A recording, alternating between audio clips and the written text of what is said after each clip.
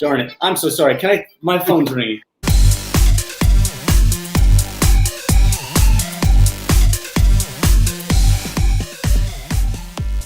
Well, welcome everybody back to Agape Now. I'm Pastor Darren Johnson from Agape House at San Diego State University, and we're excited for another conversation with one of our key ministry partners. And before I introduce him, I want to welcome back Antoine Cummins, our engagement coordinator. Antoine, how are you doing today? I'm doing all right. Good morning, or good whenever it is when you watch this video.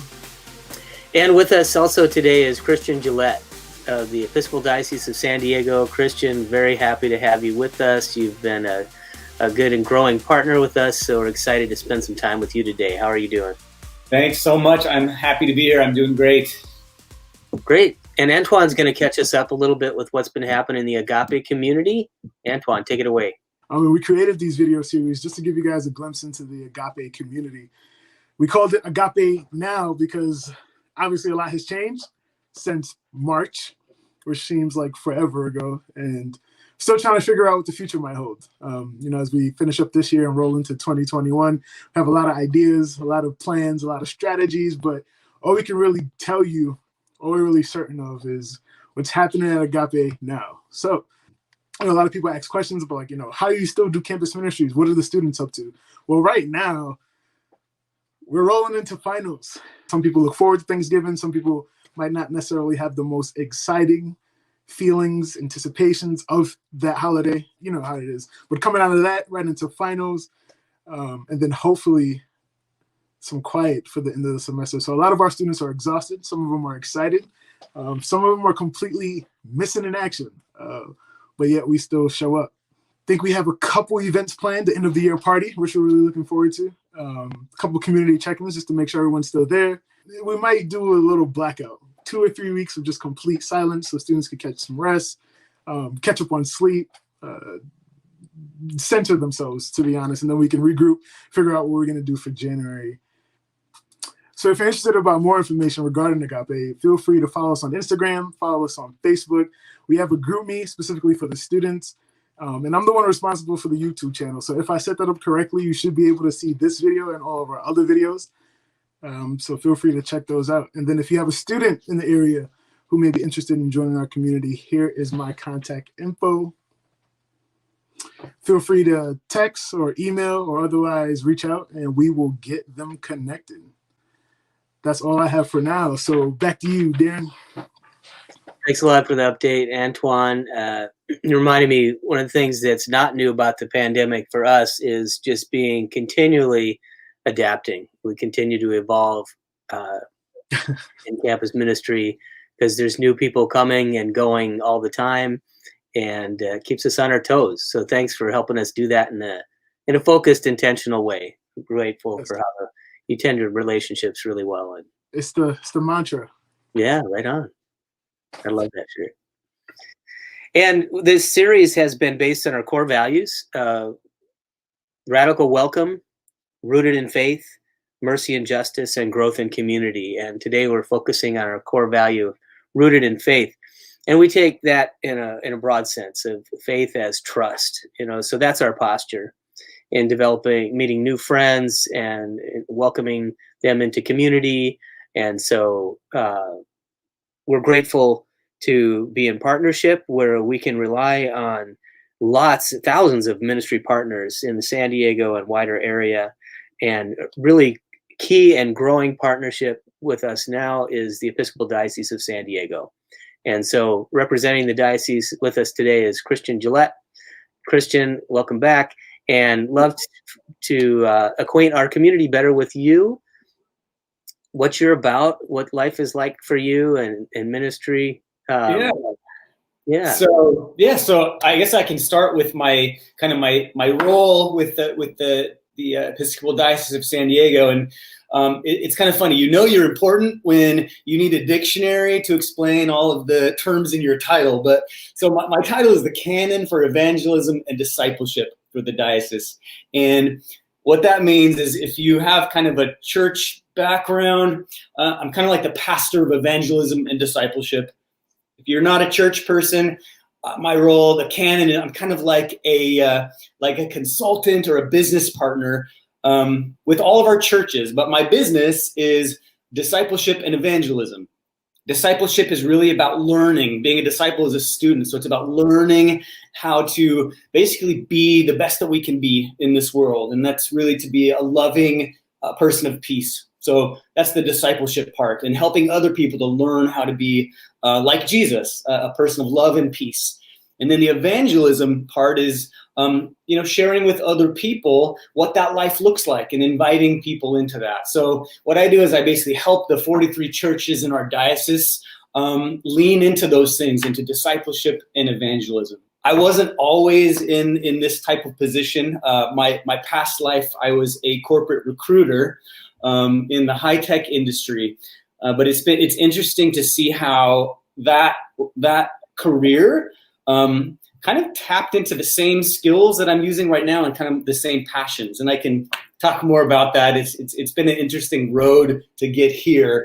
But I do see kind of my current role as a culmination of it kind of, things I'm passionate about and what's important to me. And it kind of wraps it all up in something that I think is a very interesting kind of task in front of me. Thanks, Christian. Yeah. You're making connections with my journey too, and as a former engineer, and I often get asked that question when people hear that. Well, how'd you make that move? And would you care to comment on what tipped the scales for you? My career in corporate recruiting, it really, it tapped into things that I was passionate about. Building relationships with people. Recruiting was all about getting to know people so that you could connect them with the direction that they want to go. So it's kind of relationships, and then connecting people with their purpose and kind of giving them the direction to be to kind of really fulfill who they are. And I'm finding, and I found that the ministry work I'm in is very similar. It's very similar. It's so much of it is building relationships, whether we're doing evangelism or discipleship, whatever it is. It's all about building relationships with people.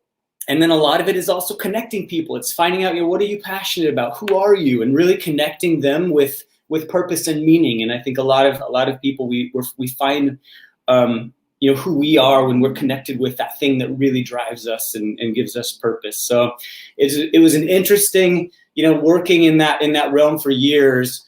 I got to a point where, I kind of wanted to use that at kind of another level, and kind of the ministry work that I've done, and especially in this role, again, like I said, it really taps into those passions that I had. But I feel like it's really connecting people, not only with a vocational kind of a job kind of purpose, but it's about connecting people with kind of ultimate purpose and who they are in this world, and how no matter what their job is, they can really have meaning and have a fulfilled and fulfilling life. So it's kind of that very similar work, but it's kind of on this another level.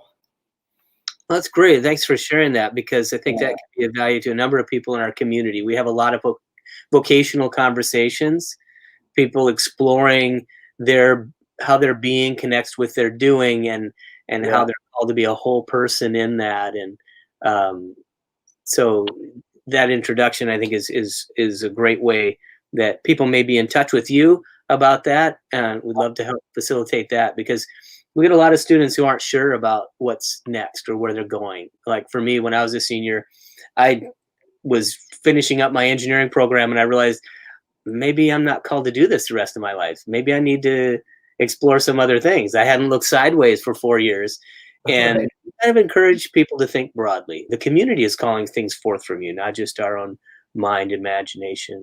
And a lot of times other people can see things about us and see into us that maybe we can't see. So, a lot of times there's really, strengths that we have, or things that really are a big part of us, but sometimes we just don't see it because of a lot of other things. But, that's why we really need other people to help kind of see into ourselves. Yeah, well, that connects too with our work of community organizing to build community. Right. And it should follow from that, like as far as social change or whatever, that flows from people being in conversation, sharing their stories, and it gives rise to what people need to be doing together. Exactly. It is in those relationships with each other, kind of to get to know one another, but also it's the same thing with a community or a neighborhood. It's being present there and listening and talking with with the neighborhood and the community, and then you can see what what those strengths are, and then that's where that really exciting work comes into play, when you're bringing in those strengths and being able to then do really good work from that. But it kind of again goes back to relationships and being with the people. It was really interesting as we got into our building project to hear the feedback from the neighbors, the people who live around the university. And it turns out they were unanimously excited about our project because it was answering an overwhelming need for affordable housing for students that had really put pressure on the wider neighborhood. And not all of it good, right? With mini dorms and other kinds of things that were in tension with the character of the neighborhood. And so to see our project, it was gratifying to hear their enthusiasm for what we were up to. And so now we're more connected with our wider neighborhood because of how the needs of students called us outward, called us to imagine new reality, new possibilities for how they live together. That's awesome. And I think people want to see good things like that happening in their neighborhoods. They want to see people doing that kind of work. So I think that the more that we can do things like that project, and the more that Agape House can keep growing in the neighborhood there, and not only just the SDSU community neighborhood, but in the geographic neighborhood, I think it's going to be kind of a growing kind of a snowball effect of good things happening. Well, it connects for me with what you were sharing earlier about how our being, or like our discipleship, or our living with integrity as a follower of Jesus. Yeah. When we embody that, that's what people are responding to, right? Not just ideas or information, but when they see the church getting involved in this and investing in the community for the good of others beyond itself, right? Beyond its own immediate internal interests, people get excited. They're like, I think intuitively, even if they're not part of the church, they know that's what the church ought to be up to. Exactly. I think sometimes the church gets a little bit of a bad rap, is kind of saying one thing and doing something else. And I had I know one of my mentors would always say to me that your I do has to match your IQ. So it's kind of what you think about what you're saying or what you're thinking. Our actions really have to match that. And if it's not matching kind of what we're saying, then there's a problem there. So I think people get excited when they see the I do, what you're doing, actually matching kind of what people are saying. So I think it's great to have opportunities to do that. And, that's why I'm so excited about, our partnership, with the diocese, with Agape House, and the way that we're making, campus ministry a real priority for our churches and for our diocese.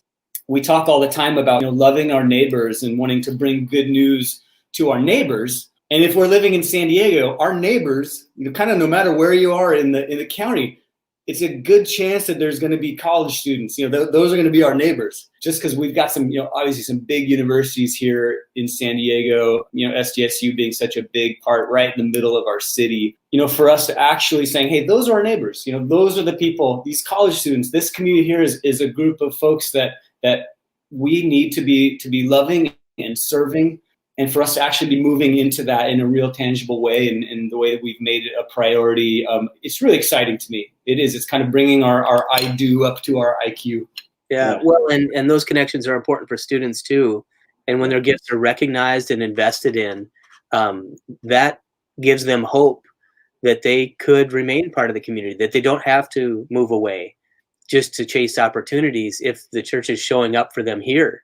Right. Well, one of the great things about the church is it's a community, and it's supposed to be a tight-knit community where people are, we're helping each other, and we know each other. We know there's, those real connections.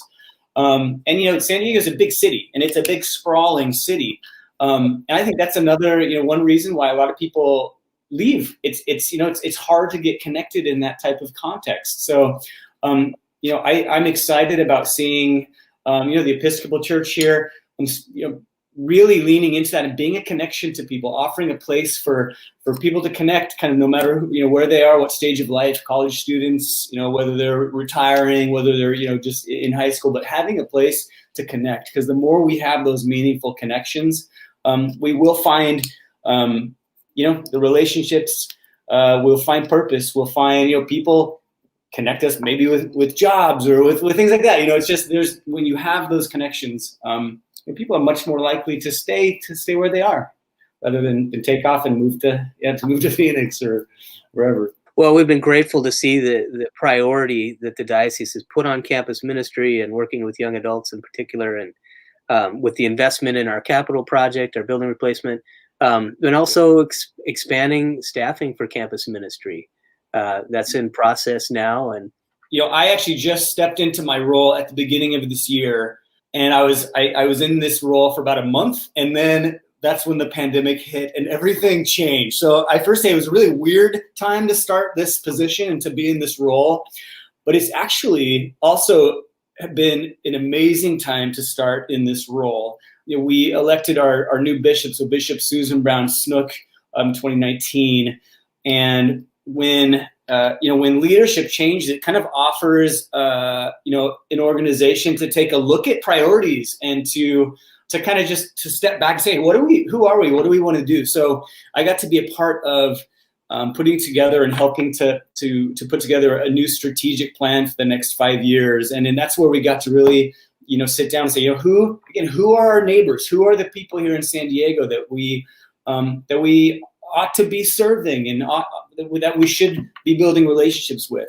We've had this long-standing partnership with Agape House, with the Lutheran Episcopal Partnership, but for whatever reasons, we kind of have not been able to really participate as much as we wanted to in that role. So now that campus ministry is a priority, the relationship with Agape House is really going to be a place where we're focusing at first. We do have, we want to look at other campuses as well, but really excited about this project of hopefully bringing a campus minister who will be working with Agape House in a capacity more than just once in a while showing up, but actually having a person on staff with Agape House to help build those relationships with students and with the community, to help with the community organizing projects and the activism work that Agape House is doing. So we've been kind of in this plan and in working towards this past year as best we could with all the constraints with the pandemic and everything. But as we're moving into 2021, I am really excited about identifying someone to be the boots on the ground there on the SDSU campus with Agape House, to have that Episcopal presence, to be really having that partnership mean something tangible. So and I also am looking forward to continuing and hoping to build relationship and to be working more with your team and again building those relationships as well. Oh, we're definitely looking forward to working more closely with you and ongoing. Yeah. One thing I've experienced working with young adults and students is when we engage them and we trust, there's back to that rooted in faith, and we trust them to also influence and change and evolve the community and the ministry. Do you have thoughts about ways that young adults, campus ministry, students might impact the church? Absolutely. So it's definitely, it's not a one-way street of us wanting to just do something for other people, but I look at it as, if we're missing that presence in our church of college students, we're missing a big blessing that they, could be bringing to our community. So it's kind of it's a give and take, and it's what are we missing? And I think, there's just, obviously there's an energy and a creativity and a passion that, that college students, specifically where they are in life, that they bring to kind of whatever situation they're in. The Episcopal Church is very passionate about social justice and really, seeing, reconciliation and justice happen in our neighborhoods. And that's something that also resonates with a lot of college students. So there's a synergy there that, I am hoping and praying that we can, as we grow, in partnership that will be able to also benefit from that kind of energy that, that college students can bring.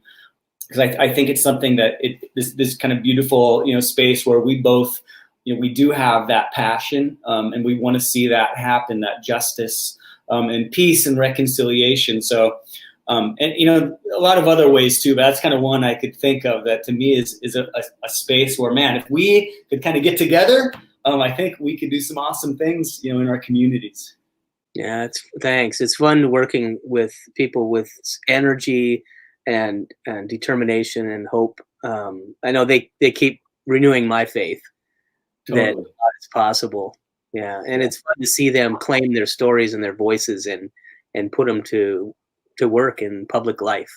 We like our community organizing. Some of them said, I've never been to a city council meeting and I got to talk to the city council, or I got on TV and they got to hear my story and how students are impacted with the economy and their opportunities ahead and the cost of higher education and things like that. And they realize that there's power when those stories are brought together, and that their unique story is precious and can really make things move and change. Yeah, exactly. And I think we've seen this past year really the power that is in that voice to really change things.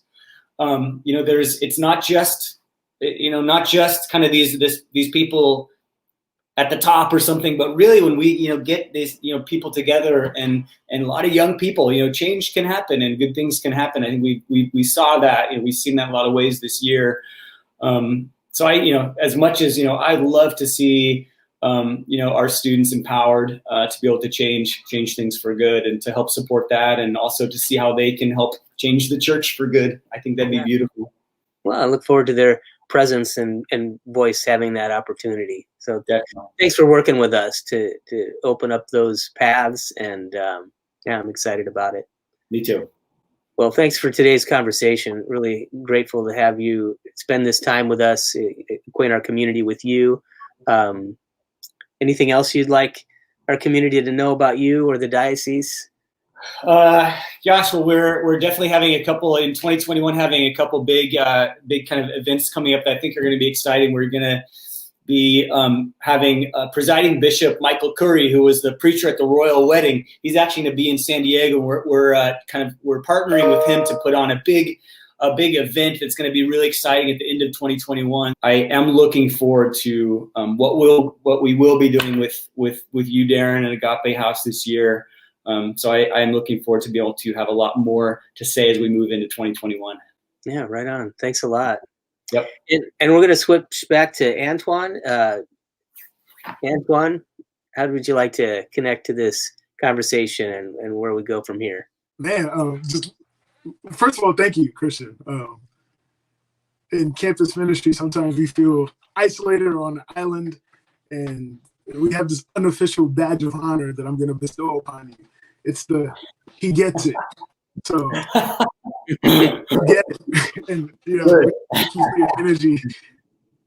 Yes, so much of the spaces that we try to curate and then walk alongside students in is answering those questions, those Zen, who am I, why am I here and how then shall I live? And to know that there's people like you out there, supporting that, pushing that forward. It's inspiring for me personally, but also, when you take it back to the students, this level of meaning and accompaniment that I think they really value. So, awesome. There's obviously tangible ways that you can support our community too. For those of you watching this video, we provide food packs for our students. We provide rent assistance. We've seen an increase in need for mental health referrals. So Darren could tell you a little bit more about the fund that we set up to try to get that going. But as we lean into that core value of, rooted in faith, especially in this time of ever-ending unknowns, prayer, right? As a community of faith, I think the best thing we can offer for ourselves and our community at Agape House is just that support, that intersection, right? God with us. So, yeah. Thank you. I don't know. I feel a lot of gratitude. I'm really excited about the future. Get connected. There's a lot of great things, great energy, great people, as you can tell, involved in this work. And we'd love to have us join. We'd love to have you join us, because without you, none of this work is possible. So again, thank you. And back to you, Dan. Thanks, Antoine. Speaking of gratitude, I want to say thank you to all of our contributors who responded to our year-end letter.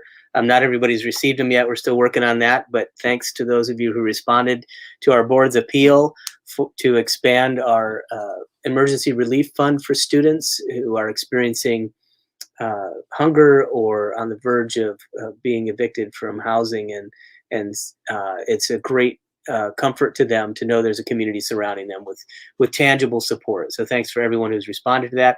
If you haven't yet and you'd like that opportunity, you can find us on our website, agapehouse.sdsu.org/give, if you'd like to contribute to that direct assistance to students. There's also information about our building project if you'd like to learn more about that. But also grateful again for Christian, your conversation with us today, and we look forward to staying connected with you through the diocese, and maybe also our students having more of a presence. We look forward to that growing and hearing from them and ways they can dig in with what the diocese is up to. Awesome. Thanks, Darren. All right. Thanks, guys. We'll look forward to seeing you next time. So blessing the season of Advent, of preparation for the transformation that God's already up to in our world. There's plenty of need for transformation. And so grateful to open to that and to have the partners come around campus ministry to support our piece of what that means. So peace and blessings of Advent and Christmas, and we'll see you again in the new year.